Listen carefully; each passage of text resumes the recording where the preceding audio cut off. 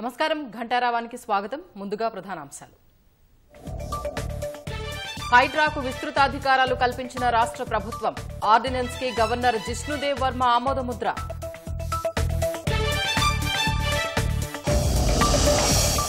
పక్కాగా digital health profile సిద్ధానికి సర్కారు ఆదేశం. ఎల్ఆర్ఎస్ పై కలెక్టర్ల నిర్లక్ష్యం తగదని మంత్రి పొంగులేటి హెచ్చరిక. సైబర్ నేరాలతో సంబంధం ఉన్న 27 మంది రాజస్థాన్లో పట్టివేత. రాష్ట్ర సైబర్ సెక్యూరిటీ బ్యూరో ప్రత్యేక ఆపరేషన్లో అరెస్ట్.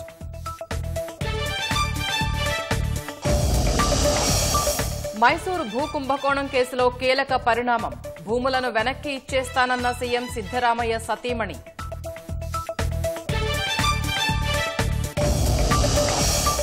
హెజ్బొల్లాకి మద్దతుగా ఇజ్రాయెల్పై ఇరాన్ దాడులు. అమెరికా సాయంతో అడ్డుకున్న టెల్ అవీవ్.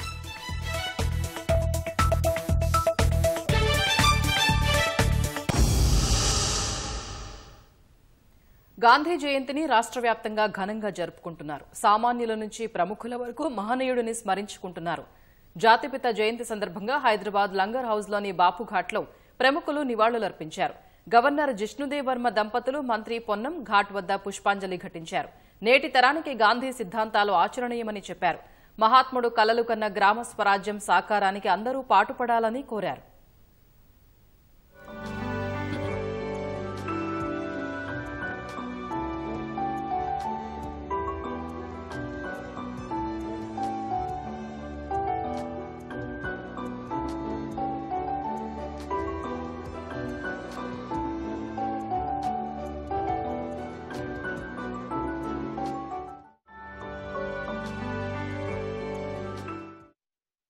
అహింసనే ఆయుధంగా మలచిన సమరయోధుడు, మానవాళికి మానవత్వం నేర్పిన మహనీయుడు మహాత్మా గాంధీ అని ముఖ్యమంత్రి రేవంత్ రెడ్డి స్మరించుకున్నారు.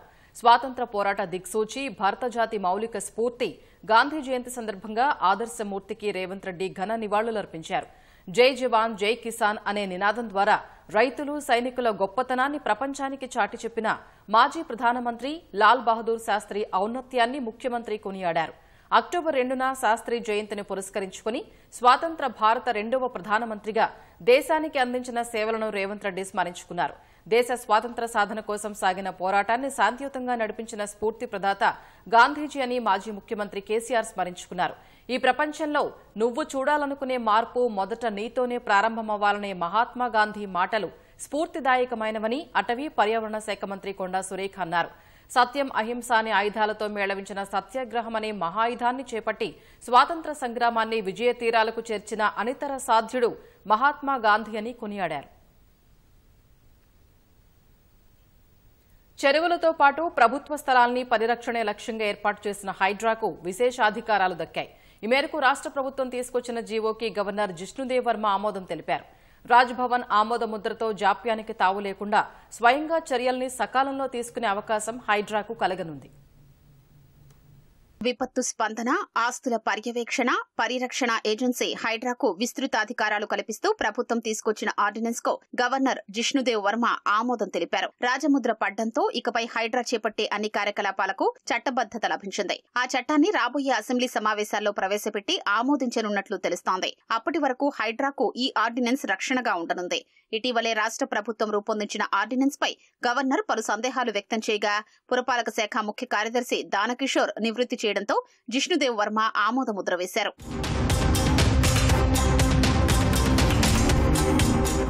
చెరువులు, కుంటలు, నాలాలు, పార్కులు, ప్రభుత్వ స్థలాలు, ఆట స్థలాలు సహా ప్రభుత్వ ఆస్తుల్ని సంరక్షించడం సహా ప్రకృతి వైపరీత్యాల సమయంలో రక్షణ చర్యలు, భారీ వర్షాలు వచ్చినప్పుడు ట్రాఫిక్ పోలీసులతో సమన్వయం చేసుకుని క్రమబద్దీకరించడం, అగ్నిమాపక శాఖ సేవలకు ఎన్ఓసీ జారీ తదితర లక్ష్యాలతో జూలై 19న జీవో ఎంఎస్ 99 ద్వారా రాష్ట్ర ప్రభుత్వం హైడ్రాను ఏర్పాటు చేసింది. రంగారెడ్డి, హైదరాబాద్, మేడ్చల్, మల్కాజ్గిరి జిల్లా పరిధిలో ఓఆర్ఆర్ వరకు ఉన్న ప్రాంతాన్ని హైడ్రా పరిధిలో చేర్చారు. హైడ్రా ఆధ్వర్యంలో ప్రభుత్వ ఆస్తుల పరిరక్షణ విభాగం, విపత్తు నిర్వహణ విభాగాలు ఇప్పటికే పనిచేస్తుండగా ఆర్డినెన్స్ తో మరిన్ని కీలక అధికారాలు హైడ్రాకు దఖలు పడ్డాయి.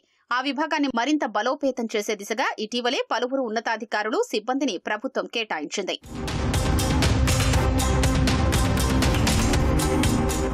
ఆక్రమణల్ని పరిశీలించడం, నోటీసులు ఇవ్వడం, ప్రభుత్వ స్థలాల్లోని ఆక్రమణల తొలగింపు అధికారం కల్పించే జీహెచ్ఎంసీ చట్టం 1955లోని సెక్షన్ 374(b)ని ఆర్డినెన్స్ లో చేర్చారు. అనధికారిక ప్రకటనలకు జరిమానాలు విధించే అధికారం హైడ్రాకు బదిలీ అయింది. పురపాలక చట్టం 2019 ప్రకారం సంబంధిత కార్పొరేషన్, మున్సిపాలిటీ కమిషనర్ కి ఉన్న అధికారాలు, బీపాస్ చట్టం 2020 ప్రకారం జోనల్ కమిషనర్ నేతృత్వంలోని జోనల్ టాస్క్ ఫోర్స్, కలెక్టర్ నేతృత్వంలోని జిల్లా టాస్క్ ఫోర్స్ కు ఉన్న అధికారాల్ని హైడ్రాకి ఇచ్చారు. హెచ్ఎండిఏ చట్టం 2008లోని పలు సెక్షన్ల కింద కమిషనర్ కు ఉన్న అధికారం, భూ ఆదాయ చట్టంలోని సెక్షన్ 1317(f) ప్రకారం ఆక్రమణల తొలగింపు, ఆస్తుల పరిరక్షణకు ఆర్డీఓ, కలెక్టర్ కు ఉన్న అధికారాలు, అవే అంశాలకు సంబంధించి నీటిపారుదల చట్టంలోని అధికారాలు, జీవో ఎంఎస్ 67 ద్వారా 2002లో యూడీఏ ఎగ్జిక్యూటివ్ అధికారికిచ్చిన అధికారాల్ని హైడ్రాకు కట్టబెట్టారు.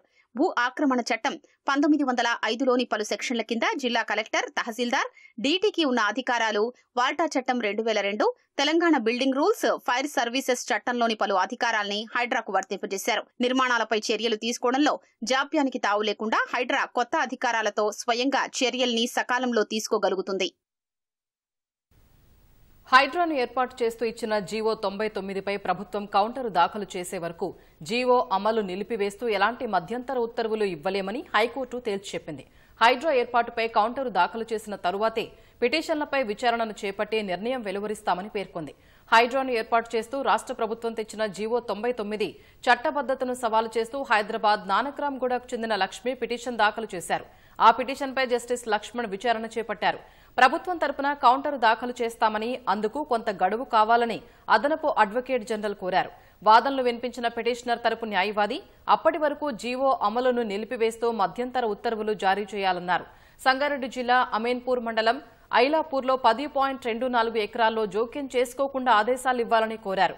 వాదనల్ని విన్న న్యాయమూర్తి జీవో 99కు సంబంధించి ఎలాంటి మధ్యంతర ఉత్తర్వులు ఇవ్వలేమని, ప్రభుత్వం కౌంటరు దాఖలు చేశాక విచారణ చేపడతామంటూ విచారణను ఈ నెల 15కు వాయిదా వేశారు. రాష్ట్రంలోని ప్రతి కుటుంబానికి digital health profile card pilot ప్రాజెక్టును ఆర్డీఓ స్థాయి అధికారులు పర్యవేక్షిస్తారని ప్రభుత్వం ప్రకటించింది. దసరాలోపు లబ్దిదారులకు 2 పడక గదుల ఇళ్లు ఇవ్వాలని, యూడీఏ పరిధి పెంపునకు ప్రతిపాదనలు సిద్దం చేయాలని మంత్రి పొంగులేటి శ్రీనివాసరెడ్డి అధికారుల్ని ఆదేశించారు. సన్న, దొడ్డు రకాల ధాన్యం కొనుగోలుకు వేర్వేరుగా కేంద్రాలు ఏర్పాటు చేయాలని కలెక్టర్లకు సూచించారు. Family digital card, urban development authority, LRS, double bedroom ఇళ్లు, ధాన్యం కొనుగోళ్లు తదితర అంశాలపై సీఎస్ శాంతికుమారితో కలిసి కలెక్టర్లతో మంత్రి పొంగులేటి శ్రీనివాసరెడ్డి వీడియో కాన్ఫరెన్స్ నిర్వహించారు. డిజిటల్ కార్డులో పొరపాట్లకు తావివ్వకుండా వాస్తవాలకు దగ్గరగా కుటుంబ సభ్యుల వివరాలు నమోదు చేయాలని ఆదేశించారు. పేద, మధ్య, ధనిక అనే తేడా లేకుండా ప్రతి కుటుంబానికి యూనిక్ నెంబర్తో స్మార్ట్ కార్డు ఇవ్వడమే ప్రభుత్వ ప్రధాన ఉద్దేశ్యమని తెలిపారు. 119 నియోజకవర్గాల్లోని 238 చోట్ల పైలట్ ప్రాజెక్టు చేపట్టారని నిర్ణయించినట్లు వివరించారు. నియోజకవర్గానికి 2 లెక్కన ఎంచుకోవాలని సూచించారు. రేపటి నుంచి 7వ తేదీ వరకు ఎంపిక చేసిన ప్రాంతాల్లో క్షేత్రస్థాయిలో ఇంటింటికి వెళ్లి పకడ్బందీగా వివరాలు సేకరించారని మంత్రి పొంగులేటి స్పష్టం చేశారు.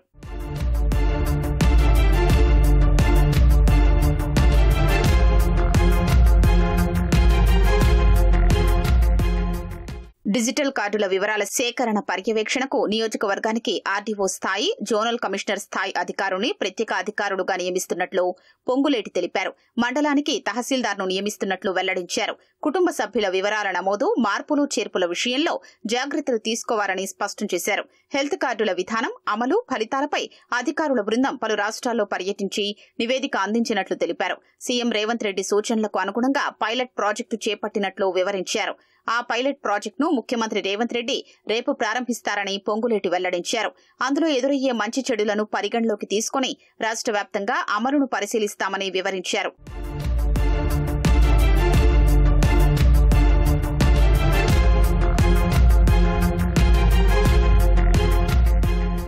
నాలుగైదేళ్లుగా పెండింగ్ లో ఉన్న ఎల్ఆర్ఎస్ దరఖాస్తుల్ని యుద్ద ప్రాతిపదికన పరిష్కరించారని కలెక్టర్లను మంత్రి పొంగులేటి శ్రీనివాసరెడ్డి ఆదేశించారు. కొన్ని జిల్లాల్లో వేల సంఖ్యలో దరఖాస్తులు వస్తే 10ల సంఖ్యలో పరిష్కరించడంపై తీవ్ర అసంతృప్తి వ్యక్తం చేశారు. అర్బన్ డెవలప్మెంట్ అథారిటీ పరిధి పెంపు, కొత్త యూడీఏల ఏర్పాటు ప్రతిపాదనల్ని వెంటనే పంపాలని కలెక్టర్లను ఆదేశించారు. గత ప్రభుత్వం ఆర్భాటంగా ప్రకటించి అరకొరగా 2 పడక గదుల ఇళ్లు నిర్మించిందని, అందులో కొన్ని మాత్రమే పూర్తయ్యాయని తెలిపారు. వాటి లబ్దిదారుల్ని ఎంపిక చేసి దసరాలోపు అప్పగించాలని కలెక్టర్లకు మంత్రి పొంగులేటి సూచించారు. ఇందుకోసం జిల్లా ఇన్ఛార్జ్ మంత్రి చైర్మన్ గా, జిల్లా కలెక్టర్ కన్వీనర్ గా మరికొంతమంది సభ్యులతో కమిటీ ఏర్పాటు చేస్తామని తెలిపారు. ఇటీవల కురిసిన భారీ వర్షాలకు దెబ్బతిన్న జిల్లాలు, మున్సిపాలిటీలు, కార్పొరేషన్లకు నిధులు కేటాయించినట్లు వివరించారు. వరదలకు దెబ్బతిన్న ప్రాంతాలను గుర్తించి తక్షణమే మరమ్మతులు చేపట్టాలని కలెక్టర్లకు సూచించారు. ప్రభుత్వ పాఠశాలలు, ప్రైమరీ హెల్త్ సెంటర్లు, అంగన్వాడీ కేంద్రాలకు అత్యంత ప్రాధాన్యత ఇవ్వాలన్నారు.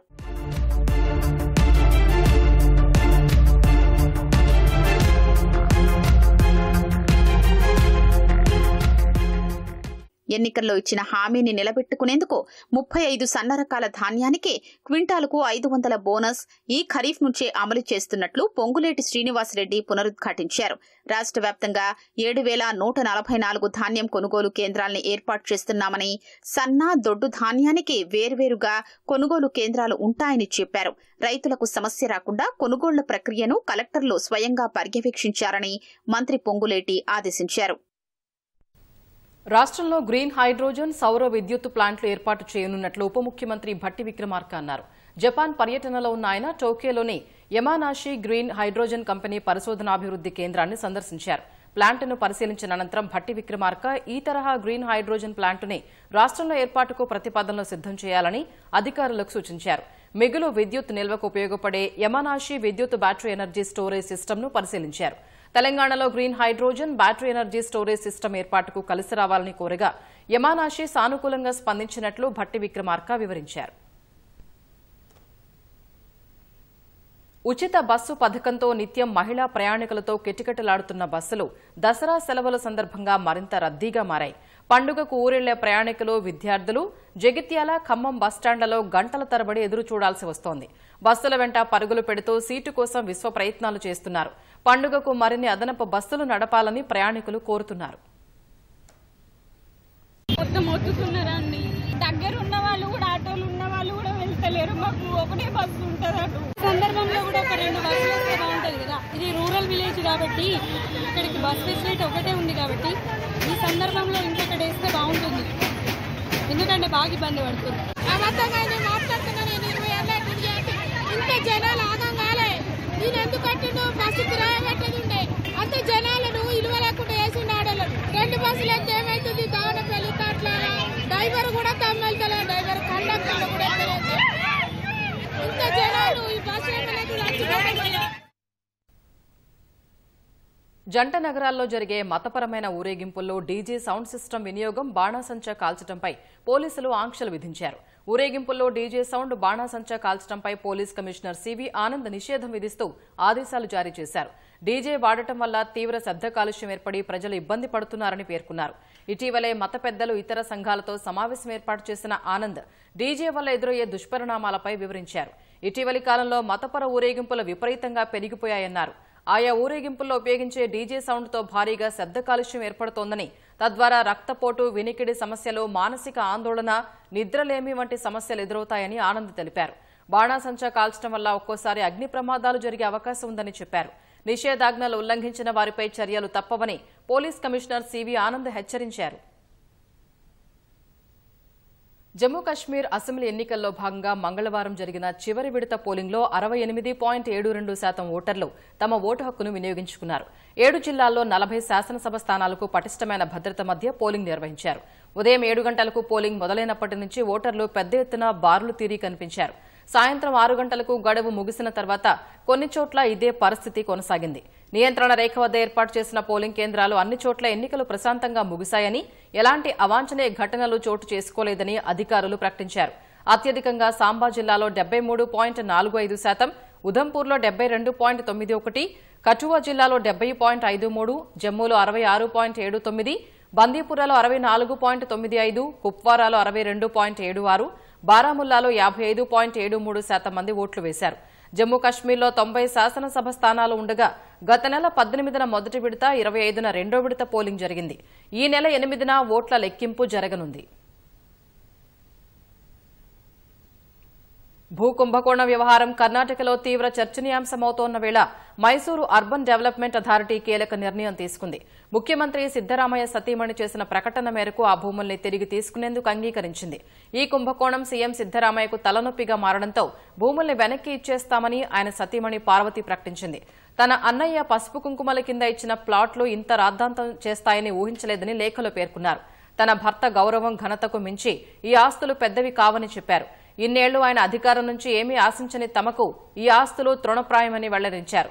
అందుకే ఈ స్థలాన్ని తిరిగి ముడాకు అప్పగిస్తున్నామని తెలిపారు. రాజకీయ రంగానికి దూరంగా ఉండే తనలాంటి మహిళల్ని వివాదాల్లోకి లాగొద్దని విజ్ఞప్తి చేశారు.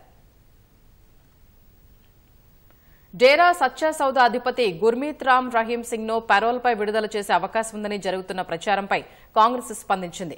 హర్యానా అసెంబ్లీ ఎన్నికల్లో తమ విజయావకాశాల్ని దెబ్బతీసేందుకే బీజేపీ ఇలా ప్రవర్తిస్తోందని మండిపడింది. ఎన్నికల ప్రధానాధికారికి హర్యానా ప్రదేశ్ కాంగ్రెస్ కమిటీ లేఖ రాసింది. ఎన్నికల సమయంలో గుర్మీత్ సింగ్ కు పెరోల్ లభించడం చట్టవిరుద్దమని అందులో పేర్కొంది. ఈ చర్య ఎన్నికల కోడ్ను ఉల్లంఘించినట్లేనని, గత 2 ఏళ్లలో గుర్మీత్ పెరోల్పై విడుదలవ్వటం ఇది 10వ సారని గుర్తు చేసింది. బీజేపీ ఉద్దేశపూర్వకంగానే గుర్మీత్ ను విడుదల చేయిస్తోందని ఆరోపించింది. ఇద్దరు సాధ్వీలపై గుర్మీత్ రామ్ రహీం సింగ్ అత్యాచారానికి పాల్పడ్డారని తేలడంతో 2017లో సీబీఐ కోర్టు 20 ఏళ్ల జైలు శిక్ష విధించింది. ప్రస్తుతం రోహతక్లోని సునారియా జైల్లో శిక్ష అనుభవిస్తున్నాడు. పలు కేసుల్లో నిందితుడైన గుర్మీత్ కు హర్యానాలో భారీ అనుచరగణం ఉంది. దీంతో ఎన్నికల్ని ప్రభావితం చేసే అవకాశాలు ఉన్నాయని కాంగ్రెస్ ఆరోపించింది. పశ్చిమాసియాలో పరిస్థితులు మరింత ఉద్రిక్తంగా మారాయి. హెజ్బొల్లాకు మద్దతుగా ఇరాన్ సైతం రంగంలోకి దిగింది. దాదాపు 200కు పైగా క్షిపణులతో ఇజ్రాయెల్పై ఇరాన్ ప్రత్యక్ష దాడికి దిగింది. వీటిలో చాలా వాటిని అమెరికా సాయంతో ఇజ్రాయెల్ అడ్డుకుంది. మరికొన్ని ఇజ్రాయెల్ ప్రాంతాల్ని తాకాయి. ఇరాన్ చర్య పశ్చిమాసియాలో ప్రాంతీయ యుద్ధానికి దారితీసే అవకాశం ఉంది. పశ్చిమాసియా అగ్నిగుండంలా మారింది. ఇజ్రాయెల్పై ఆగ్రహంతో ఉన్న ఇరాన్ యుద్ధ రంగంలోకి దిగింది. హెజ్బొల్లా, హమాస్ అగ్రనేతల్ని అంతమొందించిన ఇజ్రాయెల్పై ఇరాన్ భారీ సంఖ్యలో క్షిపణుల వర్షం కురిపించింది. ఇజ్రాయెల్ నగరాలైన టెల్ అవీవ్, జెరూసలేంపై మంగళవారం రాత్రి వరుసగా 200కు పైగా క్షిపణుల్ని ప్రయోగించింది. వీటిలో చాలా వాటిని అమెరికా సాయంతో ఇజ్రాయెల్ అడ్డుకుంది. మరికొన్ని క్షిపణులు ఈ నగరాన్ని తాకాయి. ప్రాణనష్టం వివరాలు తెలియనప్పటికీ తమ వైపు కొద్దిమంది మాత్రమే గాయపడ్డారని ఇజ్రాయెల్ ప్రకటించింది. హెజ్బొల్లాపై ప్రతీకారం తీర్చుకునేందుకు లెబనాన్లో భూతల దాడులు ప్రారంభించామని ఇజ్రాయెల్ ప్రకటించిన కొన్ని గంటల్లోనే ఇరాన్ క్షిపణులతో భీకర దాడులు చేసింది. ఇరాన్ నుంచి ప్రయోగించిన క్షిపణులు 12 నిమిషాల వ్యవధిలోనే ఇజ్రాయెల్లోకి ప్రవేశించాయి. ఈ దాడుల గురించి తమ అంతర్జాతీయ భాగస్వాములకు ఇరాన్ సమాచారం ఇచ్చింది. 10ల సంఖ్యలో బాలిస్టిక్ క్షిపణుల్ని వాడినట్లు అధికారికంగానూ ఇరాన్ ప్రకటించింది. ఇజ్రాయెల్ ప్రతీకార దాడులకు దిగితే తమ ప్రతిస్పందన మరింత తీవ్రంగా ఉంటుందని ఇరాన్ హెచ్చరించింది. హమాస్ అధినేత Ismail Hania, Hezbollah chief Syed Hasan Nasrallah మరణానికి ప్రతీకారంగా ఈ దాడులు చేపట్టినట్లు అధికారికంగా ప్రకటించింది. ఇజ్రాయెల్ ఆక్రమించిన ప్రాంతాన్ని లక్ష్యంగా చేసుకున్నట్లు తెలిపింది.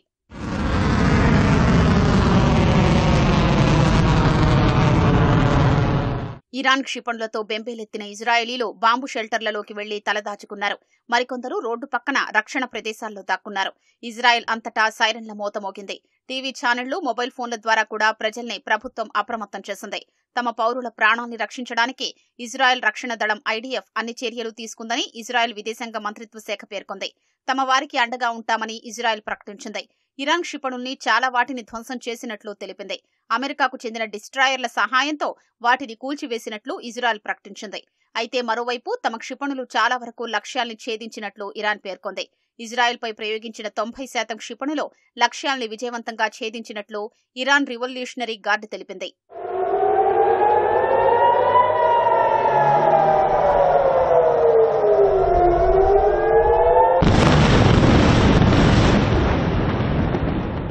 అటు ఇజ్రాయెల్లోని జఫ్ఫాలో 2 సాయుధులు విచక్షణారహితంగా కాల్పులు జరిపారు. ఈ ఘటనలో 6 ఇజ్రాయేలీలు చనిపోగా 10ల సంఖ్యలో గాయపడ్డారు. మరోవైపు ఇజ్రాయెల్పై ఇరాన్ క్షిపణుల దాడి వేళ అమెరికా అధ్యక్షుడు జో బైడెన్ స్పందించారు. ఇజ్రాయెల్కు అండగా నిలిచేందుకు పశ్చిమాసియాలోని అమెరికా బలగాల్ని రక్షించేందుకు సిద్ధంగా ఉన్నట్లు ప్రకటించారు. పశ్చిమాసియాలో పరిస్థితులు మరింత దిగజారుతున్న వేళ జాతీయ భద్రతా బృందంతో సమావేశమయ్యారు. ఇరాన్ దాడులకు ప్రతీకారం తప్పదని ఇజ్రాయెల్ హెచ్చరించింది. దీంతో ఈ పోరు మరింత విస్తరించి ప్రాంతీయ యుద్ధంగా మారే సూచనలు స్పష్టంగా కనిపిస్తున్నాయి. తమ దేశం మున్ముందు గడ్డు పరిస్థితులు ఎదుర్కొనుందని చైనా అధ్యక్షుడు షీ జిన్పింగ్ పేర్కొన్నారు. రానున్న రోజుల్లో తీవ్ర సవాళ్లు ఎదుర్కానున్నాయని హెచ్చరించారు.